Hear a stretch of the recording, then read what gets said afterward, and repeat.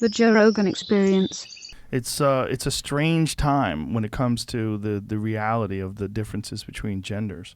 It's a very strange time because it doesn't like no one's ever said like men are better than women or women are better than men. We're just different things, and transgender people are different as well. We're all just different.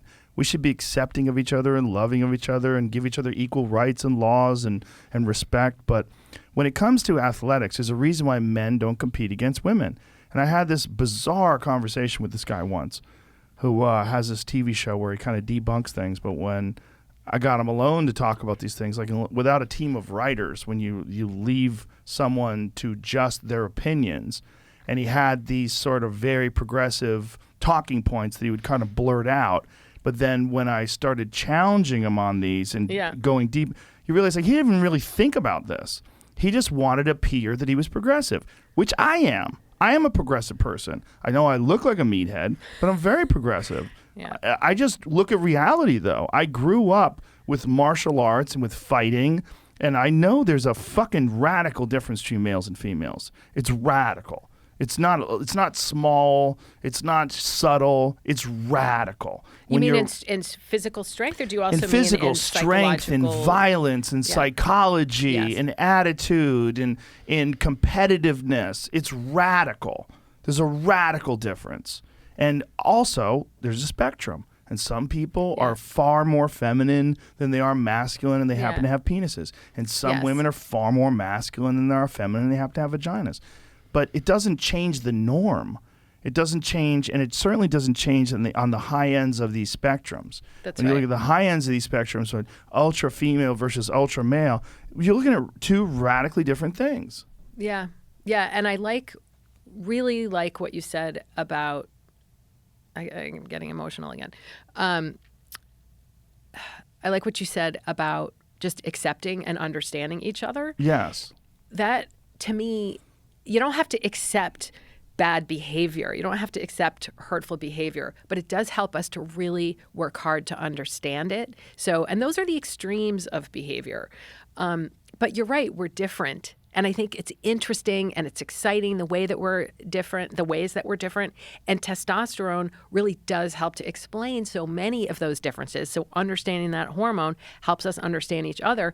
And it helped me, even though I have been teaching about this stuff for ages, writing the book and especially reading about the transgender experiences helped me to have sort of this epiphany. So you can see how emotional I am, right? I'm like ultra emotional. My husband is a British philosopher, and he is not. He doesn't get angry. He doesn't really express a huge range of emotion. He's a wonderful guy, and I love him.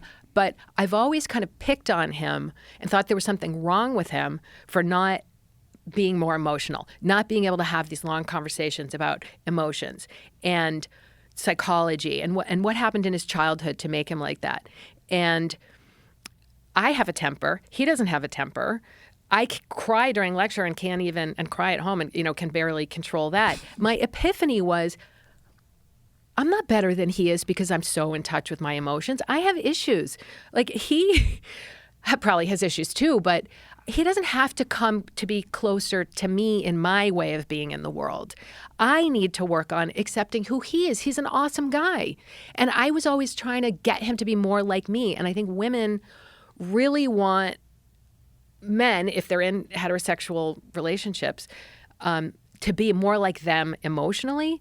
But I had this epiphany, like, no, it's working out. And our marriage would be better if I just shut up about some of getting him to be more emotional all the time. I need to take the gifts that he's giving me. And I have to look at myself and where my emotionality, which I'm, getting emotional again. But that was all through learning more about this hormone and what it does.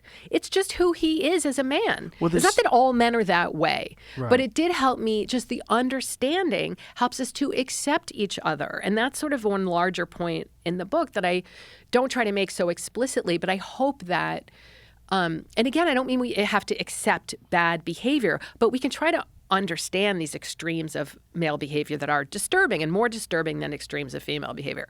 I can cry and have a fit, but I'm not raping anybody. Well, because that's an extreme of a bad extreme of male behavior that we need to understand. But let's understand like where that's coming from instead of shutting down the conversation or shaming men for just being men. All men are being blamed for the extremes of male behavior. That's ridiculous, in my view. Catch new episodes of the Joe Rogan Experience for free only on Spotify. Watch back catalog JRE videos on Spotify, including clips.